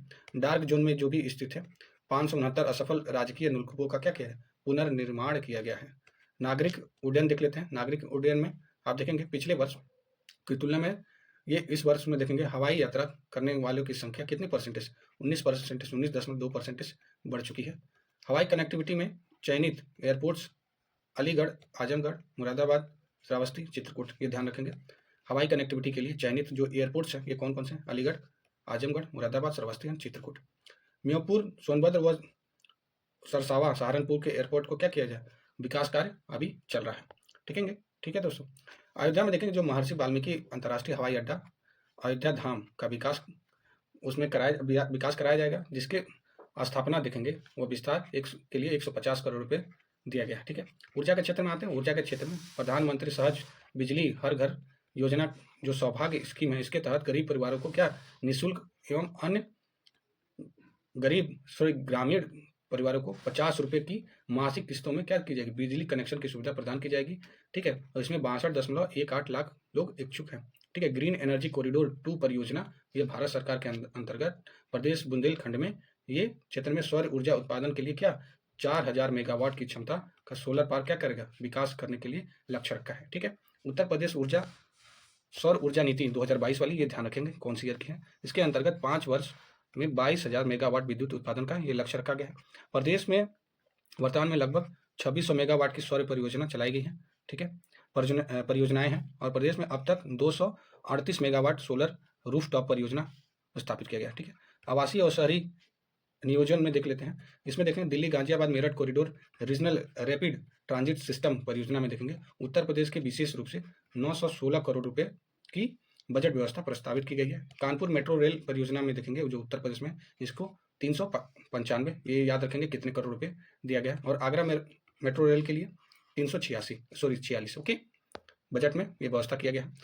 नगर विकास में देख लेते हैं। नगर विकास में ये वर्ष 2021 में प्रारंभ की गई थी अमृत 2.0 की योजना के तहत 4500 करोड़ रुपए तक की व्यवस्था का प्रावधान किया गया। महाकुंभ को 2024 के लिए 25 करोड़ रुपए मोस्ट इंपॉर्टेंट और एडिशनली 100 करोड़ रुपए और दिया गया है, ये ध्यान रखेंगे। ठीक है। आगे देखेंगे इसमें बात करते हैं अगले बिंदु पे। मुख्यमंत्री green road infrastructure development scheme urban में देख लेंगे। इसके अंतर्गत 800 करोड़ रुपए तक का देने का प्रावधान रखा गया है। ये पिछले वर्ष की तुलना में 60% क्या है, 60% अधिक है। प्रदेश में शहर में बाढ़ समस्या को और जल भराव को रोकने के लिए आप देखेंगे अर्बन फ्लड एवं स्टार्म वाटर ड्रेनेज योजना शुरू की गई है। क्या नाम है इसका, अर्बन फ्लड एवं स्टार्म वाटर ड्रेनेज योजना की शुरुआत की गई है। कितने, 1000 करोड़ रुपए की लागत से। ठीक है। इसमें देखेंगे कृषि के क्षेत्र में आते हैं। इस क्षेत्र में कृषि के विकास के लिए विकास दर कितना 5.1% का लक्ष्य रखा प्राप्त करने का लक्ष्य है। ठीक है। कितना 5.1% याद रखेंगे। और इसके प्रोत्साहन के लिए आप देखेंगे 3 योजनाएं शुरू की गई हैं, जिसमें आपका देखेंगे राज्य कृषि विकास योजना, विश्व बैंक सहायक यूपी एग्रीज योजना और प्रदेश में विकास खंडों में ग्राम पंचायतों में क्या automatic weather station, automatic rain gauge की स्थापना हुई है। और आप देखेंगे इसमें 200 करोड़ रुपए इस योजना में दिया जाएगा। ठीक है। 200 करोड़ रुपए फिर 60 करोड़ रुपए। ठीक है। 60 करोड़ रुपए ये ऑटोमेटिक वेदर के लिए 60 करोड़ रुपए। मुख्यमंत्री खेत सुरक्षा योजना प्रारंभ की जा रही है। ठीक है। मुख्यमंत्री खेत सुरक्षा योजना जिसके तहत 50 करोड़ रुपए की व्यवस्था की गई है। गन्ना विकास एवं चीनी उद्योग में देखेंगे औसत गन्ना उत्पादन में जो 72 मेट्रिक टन प्रति हेक्टेयर, ओके हेक्टेयर में से अब बढ़कर कितना हो गया 84 मेट्रिक टन प्रति हेक्टेयर। ठीक है, हो गई है। ठीक है। दुग्ध विकास में देखेंगे, दूध विकास में डेयरी के क्षेत्र में देखेंगे, इस क्षेत्र में देखेंगे दूध को सुदृढ़ करने के लिए, पुनर्जीवित करने के लिए 106 करोड़ 95 लाख रुपए तक की व्यवस्था की गई। इसमें जो नंद बाबा दूध मिशन योजना के तहत आप देखेंगे 74 करोड़ 21 लाख रुपए की व्यवस्था की गई है, जो वर्तमान वर्ष की तुलना में 21% अधिक है। ये ध्यान रखेंगे कितने परसेंटेज अधिक है। इसमें आप देखेंगे जो भी पशुपालन करना चाहता है ना, पशुपालन करना चाहता है, ठीक है, गाय रखना चाहता है, डेयरी खोलना चाहता है, तो उसको सरकार कितने तक का अनुदान देती है 11.80 हज़ार, यानी 11,80,000 तक का क्या करती है, अनुदान देती है। ठीक है, ठीक है, अनुदान देती है। ठीक है दोस्तों, ये ध्यान रखेंगे। नंद बाबा स्कीम एक बार आ चुका है पीवाईक्यू में, तो ध्यान रखेंगे। इसमें देखेंगे जनपद मथुरा में 30,000 लीटर प्रतिदिन क्षमता, किसमें प्रतिदिन क्षमता के लिए नवीन डेयरी प्लांट का निर्माण 23,000 करोड़ रुपए की व्यवस्था दी गई है। ठीक है, एक जनपद मथुरा में। ठीक है, ध्यान रखेंगे। मत्स्य मछली के फिशिंग के क्षेत्र में आते हैं। इसमें देखेंगे प्रधानमंत्री मत्स्य संपदा योजना के तहत आप देखेंगे एक्वा पार्क का निर्माण किया जा रहा है, जिसके लिए 190 करोड़ रुपए की व्यवस्था की गई है। पिछले दिनों में देखेंगे west state for inland fisheries का प्रथम पुरस्कार ये अपने यूपी को मिला है। ठीक है, सूक्ष्म लघु और मध्यम उद्योग उद्यम MSME के क्षेत्र में देख लेते हैं। इस क्षेत्र में प्रदेश में शिक्षित और युवाओं को रोजगार स्वरोजगार से जोड़ने के लिए इसकी स्थापना की गई है। और इसका उद्देश्य क्या है? मुख्यमंत्री युवा उद्यमी विकास अभियान प्रारंभ किया गया और जिसके लिए 1000 करोड़ रुपए की व्यवस्था की गई है। और इस योजना के तहत देखेंगे 10 वर्ष में 10 लाख नए युवा उद्यमी तैयार करने का लक्ष्य है। और प्रारंभ में 1 लाख लोगों को क्या जोड़ा जाएगा और अधिकतम जो 5 लाख रुपए तक का ब्याज मुफ्त ऋण पर दिया जाएगा 4 साल के लिए। ठीक है, बिना किसी इंटरेस्ट के। और इसमें मोस्ट इंपॉर्टेंट पॉइंट ये हो जाएगा, ऋण की गारंटी सरकार की होगी। ठीक है, इसमें इंडिविजुअल की नहीं होगी, ये सरकार की होगी। ठीक है, तो ये काफी अच्छा योजना है। निजी क्षेत्र में औद्योगिक संस्थानों को प्रोत्साहित करने हेतु 10 प्लेज पार्क स्थापित किए जाएंगे। प्लेज पार्क, ठीक है, ये ध्यान रखेंगे। आगे देखते हैं।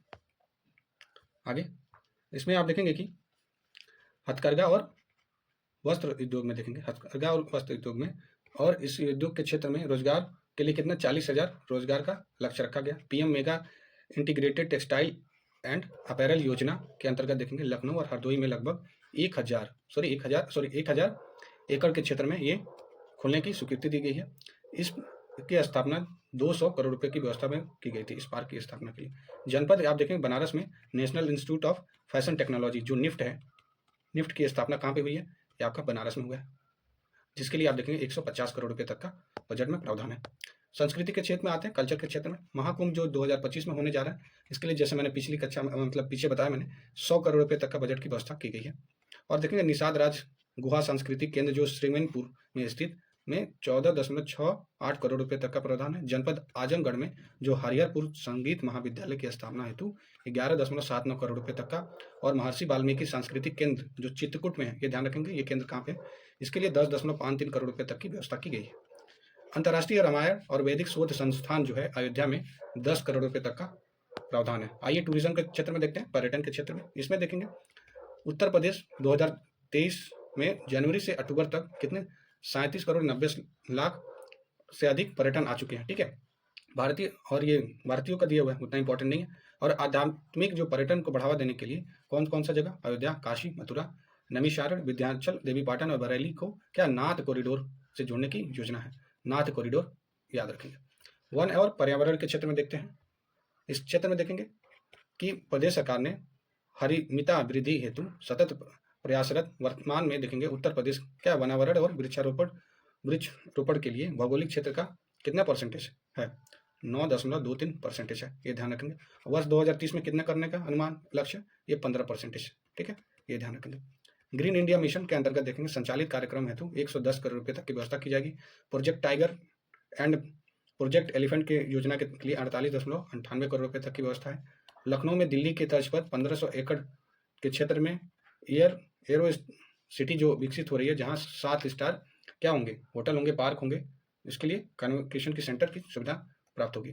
जनपद लखनऊ में देखेंगे स्थित जो कुकरेल वन क्षेत्र है, कुकरेल नाइट सफारी पार्क की स्थापना की जाएगी, इसके लिए 50 करोड़। ये कहाँ पे? कुकरेल, लखनऊ में। ठीक है, आइए श्रम के क्षेत्र में देखते हैं। श्रम के क्षेत्र में, लेबर के क्षेत्र में, ठीक है, इसमें देखते हैं संत रविदास शिक्षा सहायता योजना और मेधावी छात्र पुरस्कार योजना को एकत्रित करते हुए एक नई योजना की शुरुआत की गई है।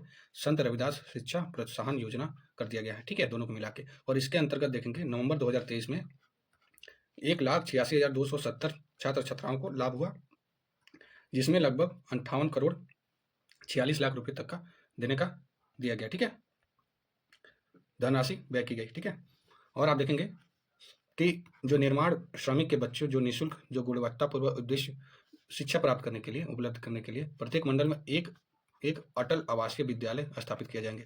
प्रत्येक मंडल में, ठीक है, नहीं जिले नहीं है, मंडल है, ध्यान रखेंगे। ये आवासीय अटल, ठीक है, अटल आवासीय विद्यालय, ये क्या होगा? लेबर जो श्रम करते हैं, श्रम के बच्चों के लिए यह विद्यालय होगा, जिसकी कुल निर्माण लगभग 1267 करोड़ रुपए की है। 16 अटल आवासीय विद्यालयों का लोकार्पण अपने प्रधानमंत्री जी के द्वारा किया जा चुका है। कितने? 16। 18 है अपने मंडल, ठीक है, तो जिसमें 16 किया गया, 2 बाकी है। ठीक है, उत्तर प्रदेश में जुड़ी जो परीक्षा उपयोगी जो भी तथ्य हैं, आइए इसमें देखते हैं घटनासार में। ये इंपॉर्टेंट है, ठीक है, मोस्ट इंपॉर्टेंट में आ जाएगा। इसमें देखेंगे दोस्तों, उत्तर प्रदेश वर्तमान में देश के सबसे बड़ा उपभोक्ता और श्रम बाजार बना हुआ है, ठीक है, सबसे बड़ा उपभोक्ता और श्रम बाजार बना हुआ है। देश का सर्वाधिक एयरपोर्ट, सर्वाधिक मेडिकल कॉलेज, सर्वाधिक सूक्ष्म और लघु उद्योग वाला राज्य बन चुका है, इंपॉर्टेंट है। देश की कुल मोबाइल मैन्युफैक्चरिंग में राज्य का 65% योगदान है, यानी 65% जो मैन्युफैक्चरिंग होती है अपने स्टेट से होती है, ठीक है। भारत का पहला फ्रेट विलेज बनारस में क्या किया जाएगा, 100 एकड़ में विकसित किया जाएगा। भारत का पहला, मोस्ट इंपॉर्टेंट ऐसे ही हो गया, भारत का पहला फ्रेट विलेज। ओके, यहाँ पे हर तरह की सुविधाएं दी जाएंगी, ठीक है। फ्रेट विलेज का मतलब ये हो गया, ठीक है। और 17 नगर निगम और गौतम बुद्ध नगर सहित देश का सर्वाधिक जो क्या है, सिर्फ सिटी वाला राज्य बनने की ओर अग्रसर है, ठीक है। उत्तर प्रदेश देश में कौशल विकास नीति लागू करने वाला पहला राज्य, ठीक है, फर्स्ट राज्य बन गया है, ठीक है, कौशल विकास नीति लागू करने वाला। फूड बास्केट के रूप में आप देखेंगे, पहचान में आप देखेंगे, दूध में, गन्ना में, चीनी में, आलू में, आम में, आंवला में। आंवला आपका कहाँ का होता है, आंवला का ओडी भी बताइए, ये कौन सा जिला है, अरे याद नहीं आ रहा इस समय, हाँ प्रतापगढ़, ठीक है, ओडीओपी प्रतापगढ़। और एथनॉल में उत्पादन में देश में अग्रणी है, ये याद रखें, दूध, गन्ना, चीनी, आलू, आंवला और एथनॉल, ठीक है। राज्य में देश का सबसे बड़ा 16,000 किलोमीटर का रेल नेटवर्क है, ठीक है। और सड़क नेटवर्क कितना है, 4 लाख किलोमीटर का। आप देखेंगे जो एसोचैम के द्वारा आप देखेंगे राज्य को best state in skill development का स्वर्ण पदक मिला हुआ है, ठीक है, स्वर्ण पदक ध्यान रखेंगे, ठीक है।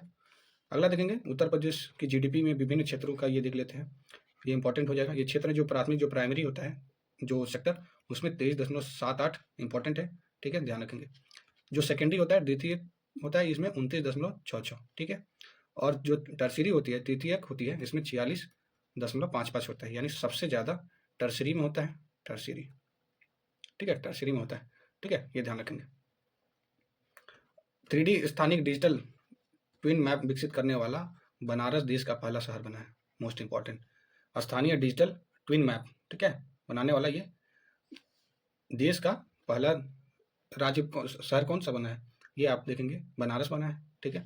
और इसमें देखेंगे जो सहायता में भीड़ और अवैध निर्माण की निगरानी, पेयजल आदि की सुविधाएं, इसमें क्या की गई, व्यवस्था की मदद मिलेगी। उत्तर भारत का पहला मानव डीएनए बैंक, ये बीएचयू में ये भारत का पहला मानव डीएनए बैंक बनाया जा रहा है। इसमें देखेंगे जो जंतु विज्ञान विभाग के जो ज्ञानेश्वर लैब में ऑटो डीएनए एक्सट्रैक्टर मशीन लगाई गई है, ठीक है, एक्सट्रैक्टर मशीन लगाई गई है, ये इंडिया मेक इन इंडिया के तहत ये लगाई गई है, ठीक है दोस्तों। इसमें आप देखेंगे आगे देखते हैं।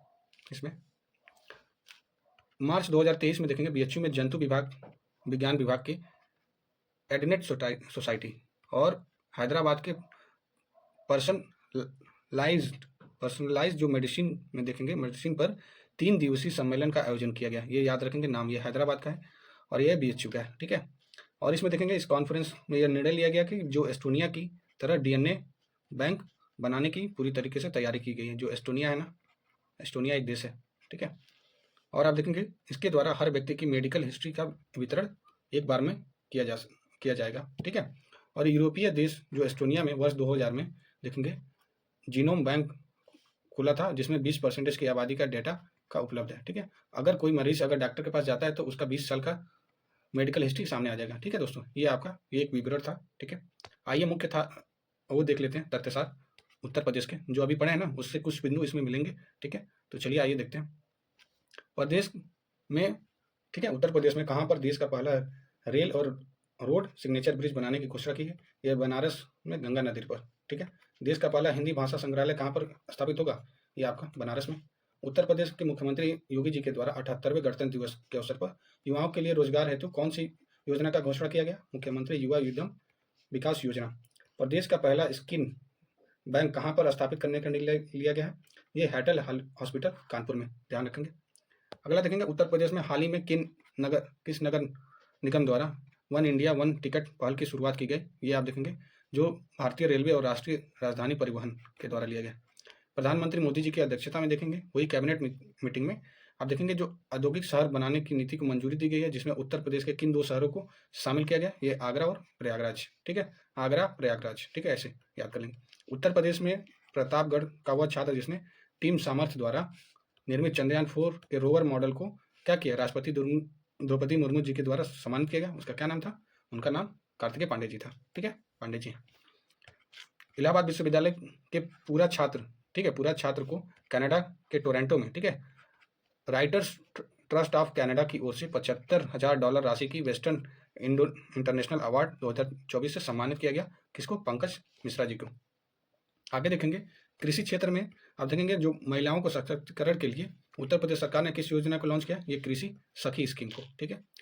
केंद्रीय रेल मंत्रालय ने आप देखेंगे उत्तर प्रदेश में लखनऊ में, उत्तर प्रदेश के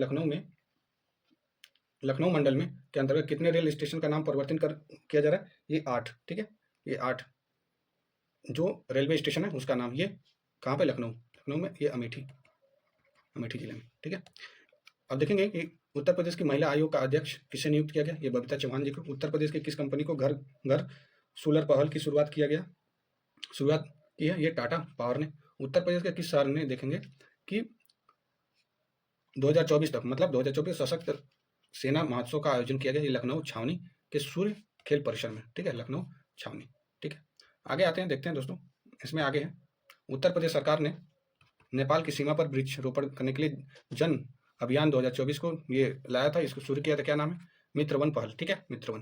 भारत के निजी क्षेत्र में पहले गोला बारूद मिसाइल का निर्माण ये किस राज्य में किया जाएगा, ये उत्तर प्रदेश में। उत्तर प्रदेश के किस शहर को जो वैदिक 3D संग्रहालय का निर्माण किया जाएगा, ये बनारस में। मुख्यमंत्री योगी जी के द्वारा एशिया के पहले जटायु राजगिद्ध का संरक्षण प्रजनन केंद्र कहाँ उद्घाटन किया गया, ये गोरखपुर वन क्षेत्र, ये भारी वैसी महाराजगंज में, ठीक है? मुख्यमंत्री योगी जी के द्वारा कहाँ पर फॉरेस्ट्री कॉलेज खोला जाने की घोषणा है, ये आप देखेंगे गोरखपुर। अब देखेंगे प्रदेश सरकार ने कहाँ पर प्रदेश की पहली एकत्रित हरित शहरी सड़क के निर्माण की घोषणा की, ये आप देखेंगे मेरठ में, ठीक है? देखेंगे प्रदेश का कौन सा कमिश्नरेट जो गुणवत्ता प्रबंधन प्रणाली प्रमाण पत्र प्राप्त करने वाला राज्य का पहला कमिश्नरेट बना है, ये गौतम बुद्ध नगर बना है, नोएडा में। हाल ही में उत्तर प्रदेश के किस जिले में पुलिस लाइन को अंतर्राष्ट्रीय मानकीकरण संगठन का ISO प्राप्त हुआ है, प्रमाण पत्र मिला है, ये सोनभद्र को, ठीक है?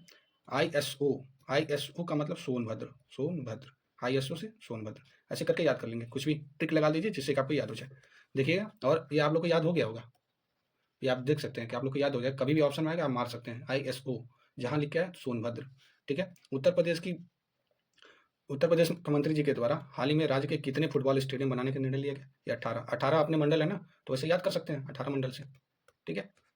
ठीक है दोस्तों, हर एक मंडल में ऐसे करके याद कर सकते हैं। हाल ही में उत्तर प्रदेश सरकार ने किस भाषा के विद्यालयों के सभी छात्रों को छात्रवृत्ति देने की घोषणा की, ये संस्कृत विद्यालय के छात्र हैं।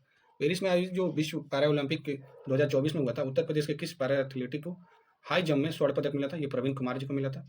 उत्तर प्रदेश सरकार के द्वारा देखेंगे उत्तर प्रदेश संगीत नाटक अकादमी का अध्यक्ष नियुक्त किया गया, ये जयंत खोत जी को, ठीक है? जयंत खोत जी को ये नियुक्त किया गया। उत्तर प्रदेश के शिक्षा सेवा चयन आयोग का अध्यक्ष किसे नियुक्त किया गया, ये प्रोफेसर कीर्ति पांडे जी को। ये आप देखेंगे कक्षा को बिना बाधित किए छात्र संघ चुनाव के लिए देश का उपयोगी सॉफ्टवेयर जिसे हाल ही में महायोगी गोरखनाथ विश्वविद्यालय के छात्रों ने बनाया, ये वोटिंग करके ये एक साइड दिया है, ये ध्यान रखेंगे, ठीक है? जून 2024 कहाँ पर मिले बाघों की संख्या के प्रमाण के बाद उत्तर प्रदेश की सरकार ने उसे 5वें टाइगर रिजर्व के रूप में स्थापित कर दिया, ये सुहेलवा टाइगर रिजर्व। सुहेलवा ये टाइगर रिजर्व कहाँ पे है, गोंडा में है क्या? एक मिनट चेक करने दीजिए, ठीक है दोस्तों? ये गोंडा में भी है, ठीक है? मोस्टली ये गोंडा में है। उसके बाद ये किस में है, ये श्रावस्ती में भी आता है, ठीक है? श्रावस्ती में भी, गोंडा में भी, और ये बलरामपुर, ठीक है? बलरामपुर, ये तीनों एक ही जगह पे है ना, ठीक है? ये बहराइच के पास ही है, ठीक है? आगे देखेंगे दोस्तों, इसमें आगे आपको देखने को मिलता है ये तथ्य, ठीक है?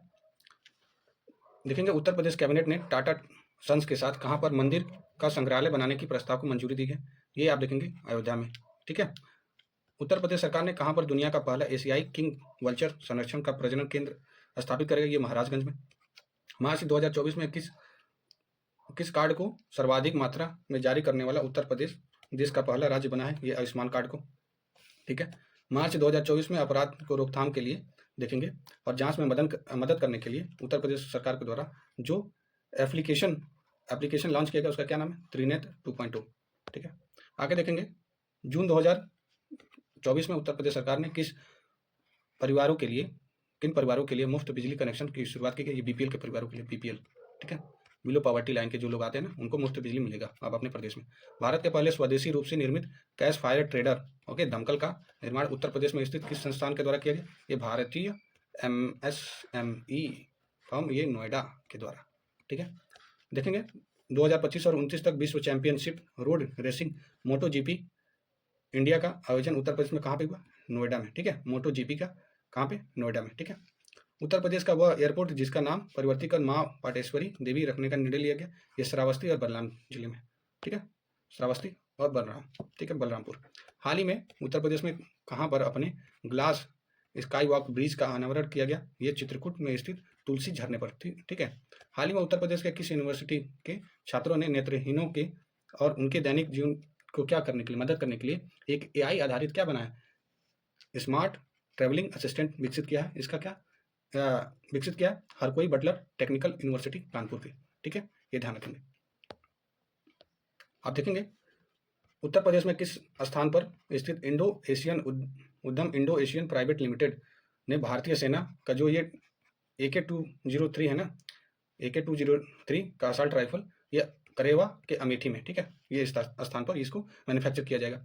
उत्तर प्रदेश की सोनिया अग्रवाल ने 7 से 12 वर्ष तक के वायु के बच्चों का किस नाम से भारत का पहला वित्तीय साक्षरता और उद्यमिता कार्यक्रम लॉन्च किया, ये लिटिल फ्यूचर फाउंडर्स के नाम से। उत्तर प्रदेश के कहाँ पर देश की पहली डिजिटल साइबर फोरेंसिक लैब की स्थापना की जाएगी, ये नोएडा में। उत्तर प्रदेश का वह शहर जहाँ पर देश का पहला बैटरी चलित टावर वैगन बनाया जाएगा, ये कानपुर में। आगे देखेंगे उत्तर प्रदेश का वह स्थान जहाँ पर हाल ही में भारतीय वायुसेना द्वारा विश्व होटल हॉस्पिटल का परीक्षण किया गया, ये आगरा में, मोस्ट इंपॉर्टेंट है।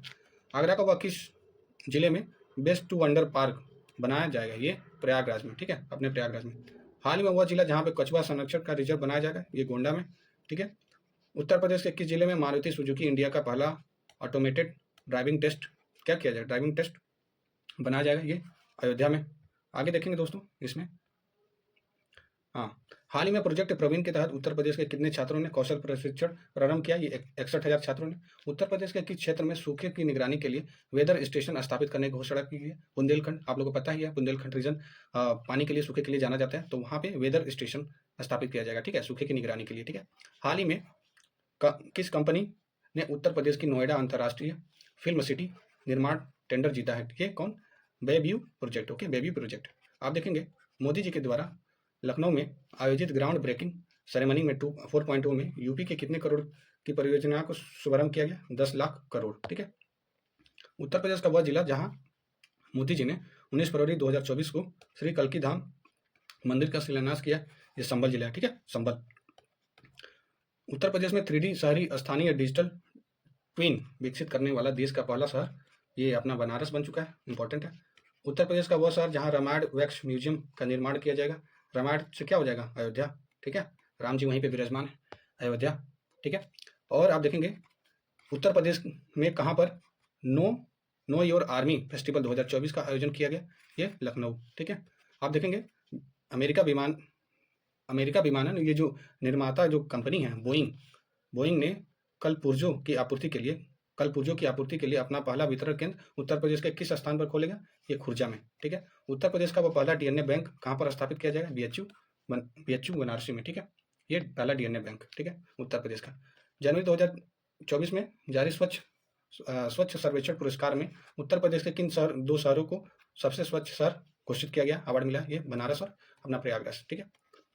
और योगी जी के द्वारा आप देखें किस शहर ने राज्य के पहले फ्लोटिंग वातानुकूलित रेस्तरां का उद्घाटन किया, ये प्रयागराज में ही।